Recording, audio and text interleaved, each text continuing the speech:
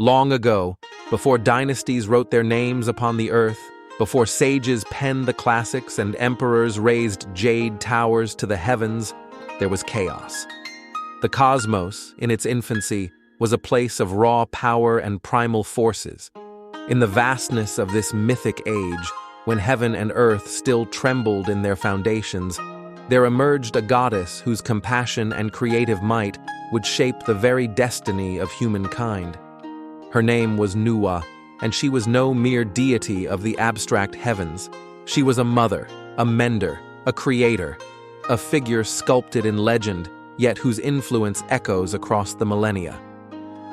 Nuwa is one of the oldest and most revered figures in Chinese mythology, goddess, creator of humanity, and restorer of cosmic order.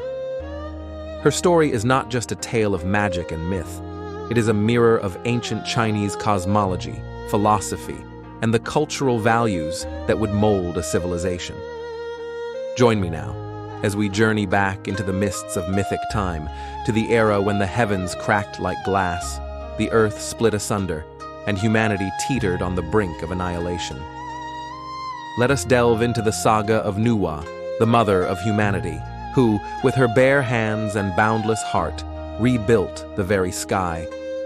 In the cosmological traditions of early China, the universe was born from a primordial chaos, a swirling, formless void known as Hundun.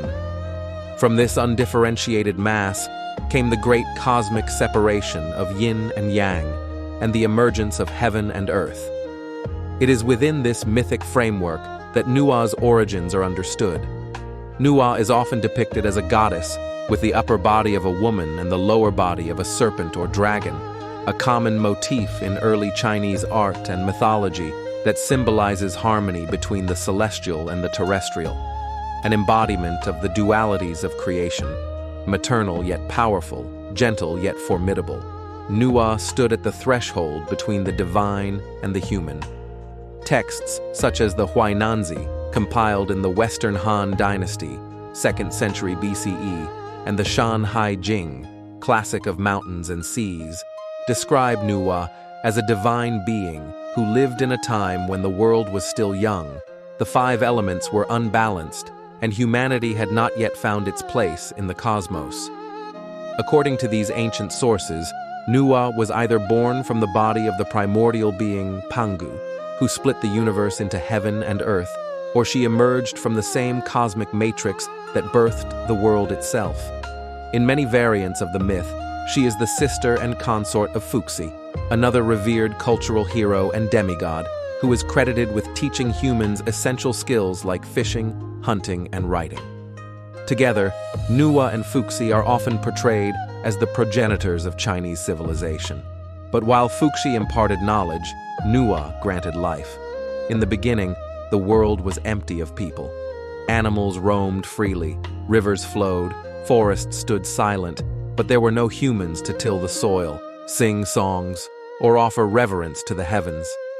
Seeing this desolation, Nuwa felt loneliness. For what is creation without companionship? Moved by a deep sense of compassion and purpose, Nuwa knelt by the banks of the Yellow River. There, she scooped up handfuls of yellow loess clay, soft, fine, and fertile. With delicate hands and divine breath, she shaped the first human figures. She molded their torsos, limbs, and faces, and when she breathed upon them, they came to life. This act of creation is more than a tale of magical genesis. It reflects the ancient Chinese reverence for the earth, especially the yellow soil of the Central Plains, which they saw as the mother of all things. The Yellow River Basin, known as Zhongyuan, is often called the cradle of Chinese civilization. In this light, Nuwa's use of yellow clay to sculpt humanity is both symbolic and profound. Humans are born of the earth, and to the earth they shall return. In one version of the myth, Nuwa meticulously crafted each human by hand. But as time passed, she grew weary. To quicken the process, she dipped a rope into the muddy river and flung droplets of clay into the air. Where they landed, they transformed into people. Yet those she shaped with her own hands were said to be nobler and wiser, while the ones born of the mud droplets were common folk. This allegory subtly reflects the early Chinese conception of social hierarchy, not based on divine favoritism, but on the origin and refinement of the soul. Thus was humanity born, not from divine command, but from the loving labor of a goddess who sought companionship and balance in a lonesome world. But creation was not the end of Nuwa's work. In fact, her greatest trial had yet to come. One day, the sky shattered. The myth recounts a terrible cataclysm, a cosmic battle between two mighty beings, the fiery god Gong and the powerful warrior Zhuanshu, one of the mythic 5 emperors. Gong, enraged at his defeat, smashed his head against Mount Buzhou, one of the great pillars holding up the heavens. The mountain cracked, and with it, the firmament itself. The sky tilted, the earth split. Fires raged across the land, waters burst forth from shattered rivers, wild beasts roamed free, and the cries of mortals rose like smoke into the broken sky. The balance between yin and yang was undone. Chaos returned. This apocalyptic vision is more than a dramatic tale. It reflects the ancient Chinese fear of cosmic disorder. For early Chinese thinkers, the universe was a delicate balance of forces, and any disruption of heaven's harmony could bring calamity to earth. The emperor himself, the son of heaven, Tianzi, was seen as the intermediary who maintained this balance. But before emperors, before rites and rituals, it was Nuwa who restored the celestial order. Faced with the ruin of her creation, Nuwa wept. Her tears fell in torrents, washing over the scorched and broken earth, but sorrow alone would not suffice. Resolving to save the world, Nuwa rose to act, not as victim, but as savior. She climbed the sacred mountains and gathered 5 colored stones, precious minerals of red, yellow, blue, white, and black, representing the wuxing, or 5 elements: fire, earth, water, metal, and wood. With these stones, she set about repairing the sky. One by one, Nuwa melted the stones in her divine furnace and forged them into patchwork to seal the rents in the heavens. She slew a mighty turtle and used its legs to replace the broken pillars of Mount Buzhou, holding the sky aloft once more. To quell the floods, she burned reeds and dammed the rivers. To calm the fires, she scattered ashes over the land. It is said that even after her labors, the heavens still leaned slightly to the northwest, and the rivers still flowed southeast, an elegant mythological explanation for the geographical features of China, where the Yellow River and Yangtze flow in that very direction. Through her tireless effort, Nuwa ended the chaos, restored order, and preserved the world she had once created with her own hands. She is the divine mender, the celestial engineer, the mother who rebuilds not just bodies, but the very scaffold of existence.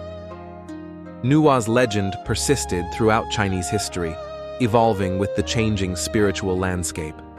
By the time of the Han Dynasty, 206 BCE, 220 CE, Nuwa became increasingly associated with fertility, marriage, and the preservation of life. Temples were built in her honor, and rituals invoking her protection were performed during times of disaster, particularly floods and earthquakes, natural events that recalled the mythic collapse of the sky.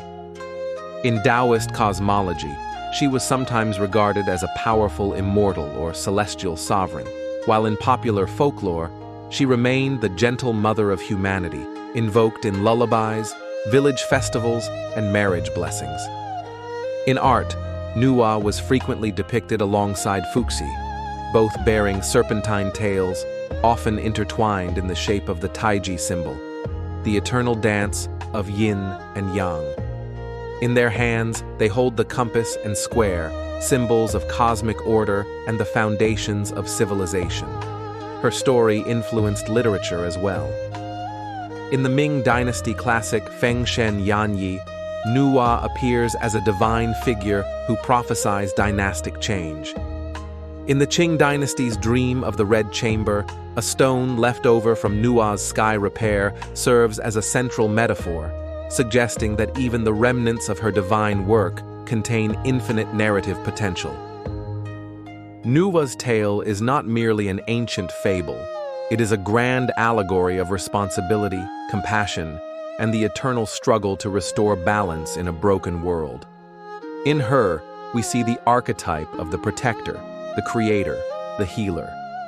She is the silent strength behind the continuation of life, the unseen hand that mends what is shattered. In Chinese thought, the universe is not static. It is a living organism, one that requires harmony, balance, and the constant effort of virtuous beings to maintain. Nuwa embodies this principle. She does not ascend a throne or rule with decree. She kneels beside the riverbank, shaping lives from clay. She climbs mountains, melts stones, and rebuilds what others have destroyed. And in this, Nuwa remains a timeless figure, not just in Chinese mythology, but in the collective human imagination. She is the mother of humanity, not because she birthed us, but because she saved us. Not for dominion, but for love. As long as the sky leans slightly to the northwest and rivers flow southeast, we remember. We remember Nuwa, and we walk beneath the sky she once repaired, her legacy written not in words, but in the very shape of the world.